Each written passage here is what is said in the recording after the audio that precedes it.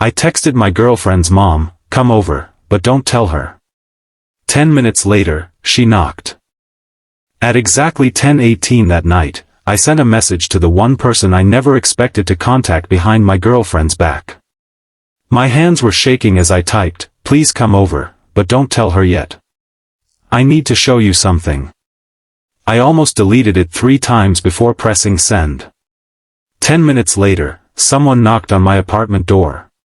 When I opened it, Maya's mother stood outside, looking worried and confused. She glanced at me and immediately knew something was wrong. What I showed her that night would reveal a secret Maya had been carrying alone for months, and it would change the way all of us understood her. If you believe kindness, second chances, and helping people before judging them can change a life, please like this video, share it with someone who needs hope, leave a comment, and subscribe to the channel. Maya had always been the strongest person I knew. At least, that's what everyone thought. She was the kind of person who remembered everyone's birthday, helped classmates with assignments, and stayed late whenever someone needed support. Whenever life became difficult, Maya would simply smile and say that everything was fine. But lately, that smile had started disappearing. She stopped staying after school. She rarely answered messages at night. Sometimes, she would sit silently for long periods, staring at her phone without saying anything. Whenever I asked whether something was wrong, she insisted that she was just tired. I believed her at first. Then one afternoon, I noticed something that made me uncomfortable. Maya was standing outside a pharmacy, counting money from her wallet. She looked embarrassed and nervous. When she realized I had seen her, she quickly put the money away and told me she was buying something for her mother. I didn't question her. But later that evening, I received a message from an unknown number. It contained a photograph of an overdue medical bill and one sentence, "Please don't tell Maya." I stared at the screen for several seconds. I had no idea who had sent it. The next day, I carefully asked Maya whether her family was having financial problems. Her expression changed immediately. She told me everything was under control, but her voice sounded different. Before leaving, she quietly asked me to promise that I wouldn't tell her mother anything. That promise became impossible to keep when I discovered the truth.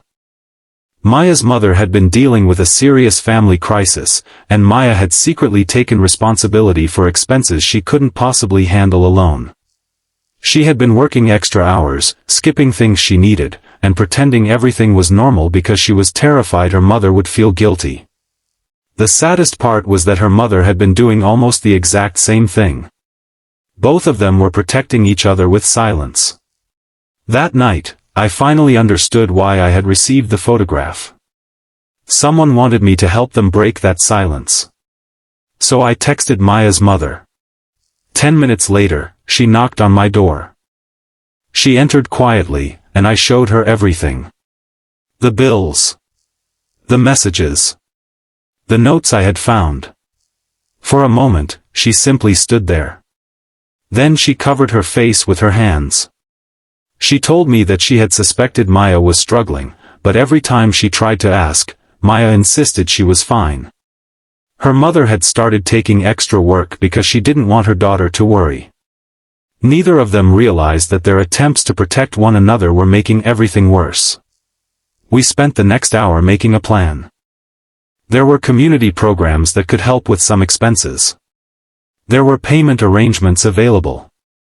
There were people in their neighborhood who had known the family for years and were willing to help. But there was one thing we couldn't solve without Maya. The truth. The following morning, Maya arrived and immediately noticed her mother sitting at the table. Her face went pale. She looked at me, then at her mother, and understood. For several seconds, nobody spoke. Then her mother stood and hugged her. Maya tried to pull away at first. She didn't want anyone to see her cry. But eventually she stopped fighting and allowed herself to be held. Her mother told her that she didn't need to become the family's protector. She was still someone's daughter. She was allowed to be frightened. She was allowed to ask for help, Maya finally admitted that she had been terrified of becoming a burden. Her mother told her that needing help never made someone a burden. Those words changed something. Not immediately. Problems don't disappear because people finally tell the truth. The bills still existed. The difficult decisions still had to be made. There were still frightening days ahead. But from that morning onward, Maya wasn't facing them alone. Her mother accepted help from relatives and community organizations. Maya reduced her extra work hours and returned to school activities she had abandoned. Slowly, the house became quieter in a different way, not because everyone was hiding their worries, but because they were finally sharing them. A few months later, I saw Maya and her mother walking together through a neighborhood park. They were carrying groceries and arguing playfully about which restaurant to visit afterward. Maya looked happier. Not perfectly happy. Just lighter. And I realized something that stayed with me long after that day. Sometimes people don't need someone to solve their entire life. They simply need someone brave enough to notice that they're struggling. That night, I thought I was betraying Maya's trust by contacting her mother. Instead, I helped return something Maya had lost without realizing it, the freedom to stop pretending she was strong all the time. If this story touched your heart, please like, share, and subscribe. Your support can help these stories reach someone who may be quietly struggling and afraid to ask for help. Before we end, I have one special request.